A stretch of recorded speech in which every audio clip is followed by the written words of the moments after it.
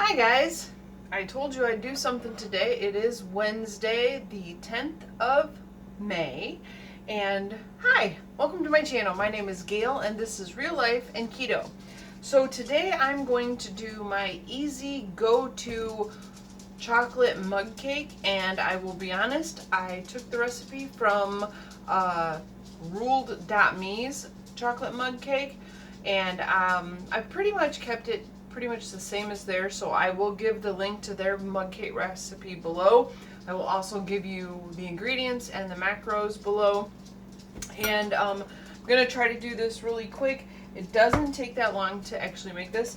I will tell you, I flip between using cocoa powder and using the baker's chocolate. So if I use baker's chocolate, which I ran out of, I would use 2 of the little squares.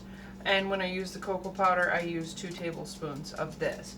So the first thing I do is, this is the cake, this is what I use to make my mug cake in. But I have another cup that I mix the dry ingredients and the egg. Oh, I gotta get the egg. Wait a minute. Hold that thought. Don't miss me too much, I'm right here.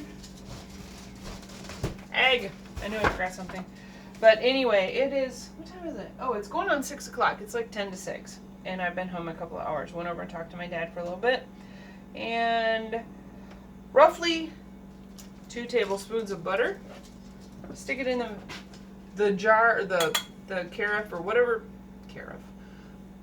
Yeah, this bowl that you're gonna make your cake in. Put it in the microwave. I put it for like 45 seconds and see where we're at. While that's going on, I have my handy dandy measuring spoons, and I have almond flour and coconut flour. And for me, it's easy to remember. It is 1 tablespoon of almond flour. I half the recipe, because if I make the full recipe straight up, I'll eat the full recipe. I like chocolate, so yeah. So 1 tablespoon of almond flour. I keep this in here, just try to keep it fresh. And here's that. 1 teaspoon of coconut flour. So there's a teaspoon. The recipe calls for vanilla, but to me, I just usually forget about it, just because my taste buds aren't that great. I can't taste it most of the time anyway. So 1 teaspoon of, but if you like vanilla and you can taste it, go ahead and add like a half a teaspoon of vanilla. So 1 teaspoon of coconut flour, 2 tablespoons of cocoa,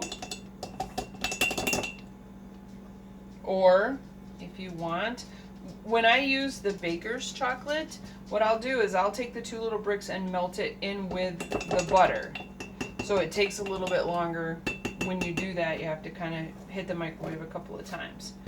And I use, because I like my cake to leaven up, I gotta get some more of this, I'm almost out. 1 teaspoon, and I think the recipe on Ruled Me calls for less, but 1 teaspoon of baking powder. And for general purposes, I add a couple shots of the no salt.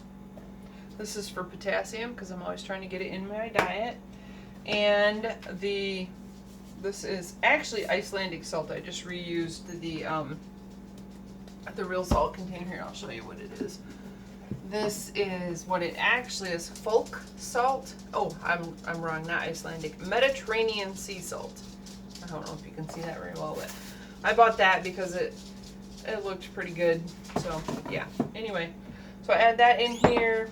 Let me grab a fork or a spoon or something to stir it up.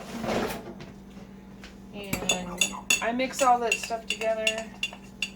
Oh, and the sweetener. Now, if you're not into sweetener, don't worry about it. Oh, okay, so you can see 45 seconds was not enough to melt the butter. You can see it. Anyway, so I'm gonna put another, excuse me, another 35 seconds. And then I'm gonna use 3 packets of the Truvia. Use whatever sweetener makes you happy, I'd say. I bounce around this, but Truvia is an erythritol stevia blend, and I probably will bump this up a little bit with some 0 calorie. This is sucralose, Meyer brand. I'll put that in the butter when it comes out, and the butter would be where I would, if I was gonna put vanilla in my cake, that's where I would put it. Let's see if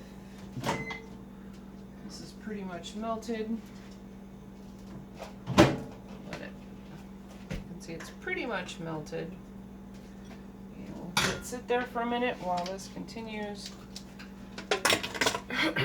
I also have, for the topping, I put a layer of probably a couple of tablespoons. I don't measure, but I put a couple of tablespoons of heavy whipping cream on the cake afterwards, and then some sugar-free chocolate, probably a couple of tablespoons, and let it sit and soak in, and it's kind of like a frosting, and it's kind of like this ooey gooey wonderfulness.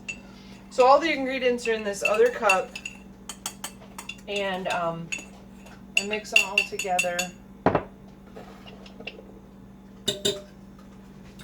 Give this a stir, make sure the butter's all melted. And then what I do, I want a spoon actually. I'm not really good at the whole videotaping while I cook kind of thing. First of all, my kitchen's not set up super great for it, so yeah. But 1 egg.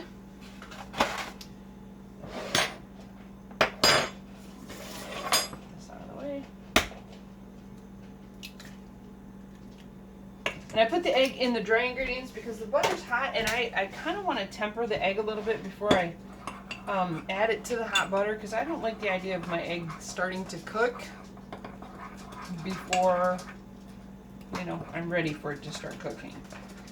So, I don't know if you can see that. Stir it all together. Make sure you get all the wonderfulness.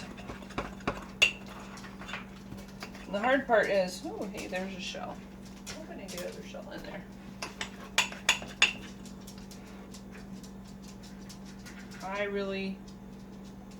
I used my Bazinga mug because I was going to show it to you. My nephew got it for me, The Big Bang Theory. Bazinga! Love Sheldon. Love the Big Bang group anyway. But, yeah. So, this is all in here. And actually I think I'm going to add this to this to help loosen it up a little bit. Just a good solid squeeze. And if it's too thick, like if you really think it's too thick, you can add a little bit of heavy whipping cream or something just to loosen it up. Usually I use a bigger mug that's easier to manipulate, but I wanted Bazinga. So I think I'll actually use, and this is pretty easy to, the macros won't be super accurate, but close enough. And I do taste it just to make sure that it's sweet enough. Here is this. Yeah, I probably won't use the Bazinga mug again because it's so narrow, it's hard to get everything mixed up and then out of it.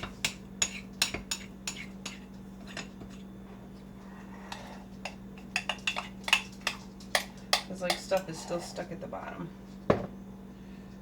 Add it into the butter. And I'm not one of those people who's afraid of raw eggs. When me and my first husband lived in California, we would go to the mall window shopping, and they had an Orange Julius shop in the mall. And at that time I was on a kick where I would have them add a raw egg to my Orange Julius. So yeah, I'm not really afraid of raw eggs. I'm not one of those. And I suppose there's maybe something to be afraid of, but honestly, I've never heard of anybody having an issue from a raw egg. So yeah, there we go. get this all mixed together. And I put the butter in the container that I'm gonna cook the egg in. That way it's already like pre-oiled, if you know what I mean, so it's not gonna super stick. But I eat it right out of here, so it doesn't really matter where I'm at, how many minutes. Okay. Oh well. It's supposed to be a 90-second cake. It takes forever to do. And since it's just for me, I'm not worried about licking my own stuff.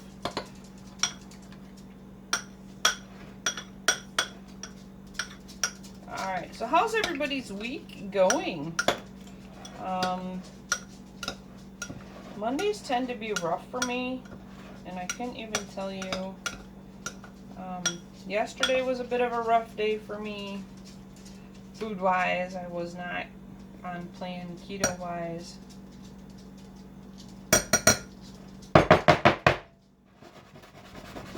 I try to smooth it out, just so that it'll cook. I'll set it for 95 seconds. Chocolate everywhere. So yeah, so while that's doing it, put the eggs back in the fridge. And this is for afterward. Put the butter back away. But yeah, how is everybody doing this week? I am doing okay. I'm glad it's Wednesday. Ready to get on with you know, it's a shame that you always spend the whole week waiting for the weekend. But what are you gonna do, right? It's just part of the drill, I think, for most people, unless you absolutely love the job you're working at. You know, I'm hoping that there will be some bites on the Keto Coaching, because that would make things more interesting. At least I would, because I plan on doing it after hours, it would make it something to look forward to after work, you know. We've been kind of slow at work, so that makes it a bit rough, because there's not a lot to do. So you're waiting for phone calls, you're waiting to check patients out or check patients in, or, for those who don't know, if you're new to my channel, I work in a doctor's office and we have 4 providers, but they're not all there every day. So like today we had 1 provider. That's why everybody got to work a shorter shift today. We all came home. We all got to work a little less, like 5 hours. Okay, so here is my, ouch, it's hot. I'll show you a better picture. Okay, so here's my chocolate cake. You